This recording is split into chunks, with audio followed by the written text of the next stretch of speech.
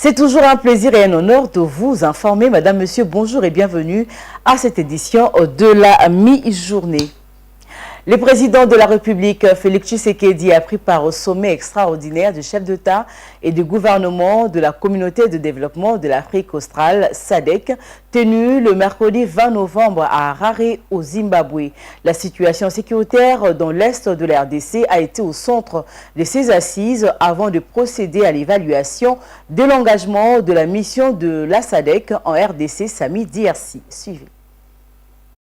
Le président de la République, Félix Tshisekedi, a pris part mercredi 20 novembre 2024 à Harare, au Zimbabwe, au sommet extraordinaire de chefs d'État et de gouvernement de la communauté de développement de l'Afrique australe. La situation sécuritaire dans l'est de la RDC était au centre de ces assises. Au cours de leurs échanges, les différents dirigeants ont procédé à une évaluation de l'engagement de la mission de la SADC en RDC samedi DRC aux côtés de l'armée congolaise, dont la défense de l'intégrité territoriale de la République démocratique du Congo à la suite de l'agression dont elle est victime par le Rwanda via le groupe terroriste M23. Dans son intervention, le président zimbabwéen et président en exercice de la SADC, Emmerson Mnangagwa, a fait savoir que le peuple congolais mérite de vivre dans la paix et le développement. Auparavant, le président Mnangagwa a fait observer un moment de recueillement en mémoire des Congolais ayant perdu la vie durant cette guerre de l'Est. Direction le Parlement, le président de la Chambre basse du Parlement a reçu le mardi 19 novembre dans son cabinet de travail une délégation de notables de la province du Kwango. Ces derniers lui ont remis un mémorandum contenant plusieurs défis à relever dans cette partie du pays issue du démembrement du Grand Bandundu. Suivez. Le président de la Chambre basse du Parlement a reçu le mardi 19 novembre 2024 dans son cabinet de travail une délégation des notables de la province du Kwango. Ces derniers lui ont remis un mémorandum contenant plusieurs défis à relever dans cette partie du pays issue du démembrement du Grand Bandundu. Nous lui avons remis à l'honorable président de l'Assemblée nationale un mémo justement pour rappeler que le Kwango existe.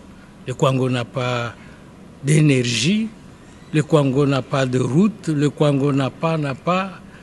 Et même ce que la colonie avait prévu pour que le Kwango soit une annexe de la capitale, tout cela est sur plan, rien n'a été réalisé. Il a fait savoir que la dernière visite du chef de l'État Félix Antoine Tshisekedi Tshilombo dans cette partie du pays avait suscité une lueur d'espoir pour la population locale qui attend des réponses à ses desiderata. Le président de la République qui était là au mois de décembre, il connaît un certain nombre de choses, beaucoup de choses. Il a rappelé lui aussi qu'il allait s'y mettre pour que ce coin du pays se retrouve. Et c'est pour cela que nous avons tout naturellement commencé par le président de l'Assemblée nationale, lui demander s'il peut lui aussi faire en sorte que le chef de l'État nous reçoive pour lui rappeler ces problèmes de toujours du Kwango, oubliés. La délégation de ces notables du Kwango, composée des représentants de plusieurs couches sociales, notamment les acteurs politiques et ceux de la société civile, a aussi déploré l'absence des représentants de leur province dans la gestion de la chose publique. Ces notables veulent que cette question soit réglée lors des prochaines mises en place au sein des institutions. Le président de l'Assemblée nationale, le professeur Vital Kamerhe, a promis de se faire avocat de ses interlocuteurs auprès du président de la République et du gouvernement pour des réponses idoines aux problèmes qui lui ont été soumis.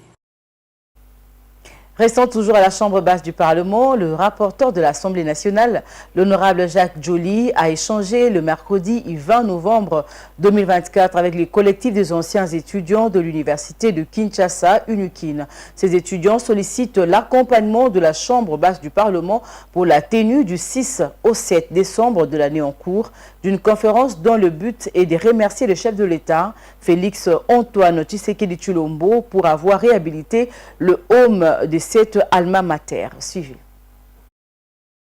Le rapporteur de l'Assemblée nationale, l'honorable Jacques Jolié Sengekeli, a échangé le mercredi 20 novembre 2024 avec les collectifs d'anciens étudiants de l'Université de Kinshasa évoluant au sein de la structure dénommée Campa Celebrate, une structure qui s'investit dans la consolidation des acquis de cet alma mater. Ces étudiants de l'UNIKIN sont venus informer le rapporteur de la Chambre basse du Parlement de la tenue du 6 au 7 décembre de cette année d'une conférence dont le but est de remercier le chef de l'État Félix Antoine Tshisekedi Tshilombo pour avoir réhabilité les homes de l'Université de Kinshasa. Aussi, ils ont sollicité l'accompagnement de l'Assemblée nationale dans l'organisation de cette activité. Ok, merci madame. Nous sommes la structure Campa Celebrate, une structure des anciens étudiants de l'Université de Kinshasa. À la différence des autres structures, chez nous, on célèbre les célébrités de l'Université de Kinshasa, dont le professeur honorable rapporteur fait partie. L'objet de notre rencontre était de solliciter sa présence pour une grande activité qui date du 6 au 7 décembre de cette année, organisée en vue de remercier le chef de l'État pour avoir réhabilité les homes de l'Université de Kinshasa. La différence est du fait qu'avec les autres structures, c'est du populisme. Le critère d'adhésion, c'est du fait que vous finissez à l'Université de Kinshasa, vous êtes ancien. Mais chez nous, nous avons des contenus. Notre critère, c'est d'avoir un contenu moral. C'est ça la différence avec les autres structures des anciens de l'Université de Kinshasa. Campa Celebrate va travailler avec effet de pouvoir orienter l'étudiant congolais et en particulier l'étudiant de l'Université de Kinshasa, de pouvoir retrouver ses valeurs. Campa Celebrate travaille pour redorer l'image de l'étudiant congolais et en particulier l'image de l'étudiant de l'Université de Kinshasa. Le rapporteur de l'Assemblée nationale, Jacques Jolié Sengekeli, a pris note de différents programmes lui présentés par Campa Celebrate. Il a par ailleurs promis à ses collectifs d'anciens étudiants de transmettre fidèlement leurs requêtes auprès du président de l'Assemblée nationale, l'honorable Vital Kamerhe, un des anciens de l'Université de Kinshasa. Dans un autre chapitre, 6 présumés auteurs de l'acte de vandalisme au mausolée de Lumumba sont aux arrêts. C'est ce qui a été annoncé mercredi 20 novembre à l'issue d'une réunion tenue entre le vice-premier ministre, ministre de l'Intérieur, Jacquemain Chabani, avec la ministre de la Culture, Harry Patrimoine, ainsi que le service de sécurité de la RDC à propos de l'acte de profanation du mausolée du héros national Patrice Emery Lumumba à l'échangeur délimité. Images et commentaires. 6 personnes présentées comme les présumés auteurs de l'acte de profanation du mausolée de Patrice Emery Lumumba ont été arrêtées. 2 autres personnes sont recherchées, a annoncé mercredi 20 novembre le vice-premier ministre de l'Intérieur et Sécurité, Jacquemain Chabani. C'était à l'issue d'une réunion avec la ministre de la Culture, Art et Patrimoine, ainsi que de responsables de services de sécurité de la République démocratique du Congo. Avec les services, les différents services, mais aussi en compagnie de Madame la ministre de la Culture et Art, l'état des lieux de ces actes de vandalisme que le gouvernement de la République condamne. Et il était important pour nous de savoir exactement ce qui s'est passé et de nous rassurer que une enquête, une prise judiciaire est en cours. C'est ce qui est le cas. Nous pouvons informer l'opinion que, à l'état de l'enquête actuelle, 6 personnes sont en détention, 2 autres sont recherchées et seront très prochainement arrêtés. Nous nous sommes rassurés aussi de la sécurisation et de l'entretien du site. Nous avons pris des dispositions avec les différents services pour que cela soit fait. Et nous pouvons assurer l'opinion tant nationale qu'internationale qu'en ce qui concerne la relique, elle a été sécurisée et elle est protégée. Les mausolées du héros national Patrice Emery Lumumba, érigé à la place de l'échangeur de Limete Kinshasa, a été profané le mardi 19 novembre. Le vitre du mausolée du premier héros national de la République démocratique du Congo ont été brisés par des personnes non identifiées. Dans un communiqué du ministère de la Culture, Arts et Patrimoine, avait condamné fermement cet acte odieux visant à désacraliser la sépulture du héros national Patrice Emery Lumumba. Et les enquêtes sont déjà en cours. En justice, 3 ans de prison et une amende de 950 000 francs congolais, tels sont les réquisitoires du ministère public contre l'opposant qui il est reproché d'avoir tenu le 27 août 2024 à Lubumbashi de propos incitant la population du Haut-Katanga à désobéir aux lois. 2 chefs d'accusation ont été retenus contre lui dans la désobéissance civile et propagation de fausses informations. Il s'agit de Seth Kikouni.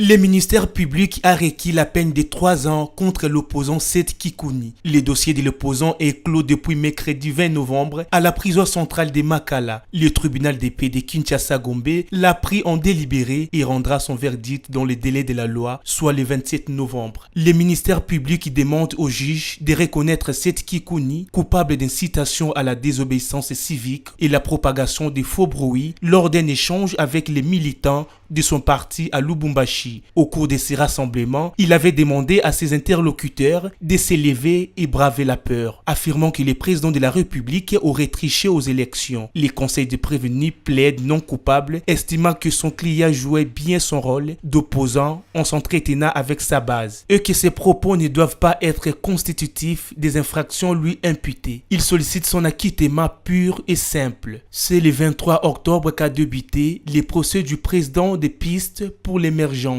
Après sa détention prolongée dans les installations des services de sécurité, Seth Kikouni a été appréhendé depuis le 2 septembre par les agents de l'Agence nationale des renseignements ANER avant d'être remis à son juge naturel. Et en page africaine, rendons-nous au Mali. Après 3 ans et 5 mois, Choguel Kokala Maïga, Premier ministre malien, a été démis de ses fonctions mercredi par les autorités de la transition. Ces limogeages intervient après le critique public formulé contre le pouvoir. Diane Bonga pour les commentaires. Le chef du gouvernement avait dénoncé son exclusion de prise de décision et évoqué le spectre de la confusion et de l'amalgame qui, selon lui, entoure la période actuelle de transition. Ces déclarations, rares dans les contextes politiques maliens, semblent avoir précipité sa destitution. Ce mercredi, les conseils de ministres a été annulé et les gouvernements limogés dans la foulée. L'annonce a été lue à la télévision nationale par le secrétaire général de la présidence, Choguel Kokala Maïga, nommé Premier ministre par le militaire en 2021, après le second coup d'État, s'est senti isolé avec une marge de manœuvre restreinte face à la domination de militaires. Il est le 2e Premier ministre de la transition après Mokhtar Ouane. Voilà, place à présent à la lecture de journaux parus ce jeudi 21 novembre 2024 avec Diane Brunga.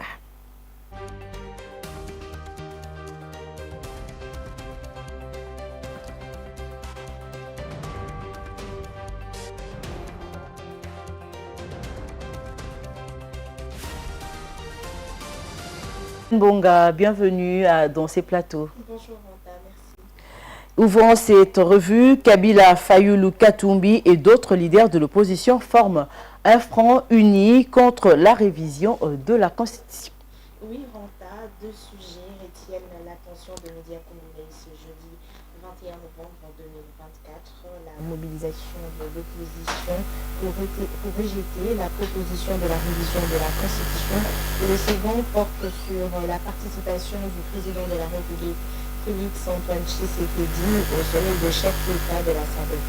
Alors, ouvrons ces kiosques dans un contexte politique particulièrement tendu et marqué par des tensions croissantes autour des enjeux constitutionnels. Plusieurs organisations politiques, dont le Front commun pour le Congo, ont marqué une étape significative de leur lutte pour la préservation de principes démocratiques en s'unissant afin de barrer la route au changement de la Constitution et au projet du 3e mandat du président Félix Tshisekedi rapporte le potentiel réuni en une coalition sans précédent.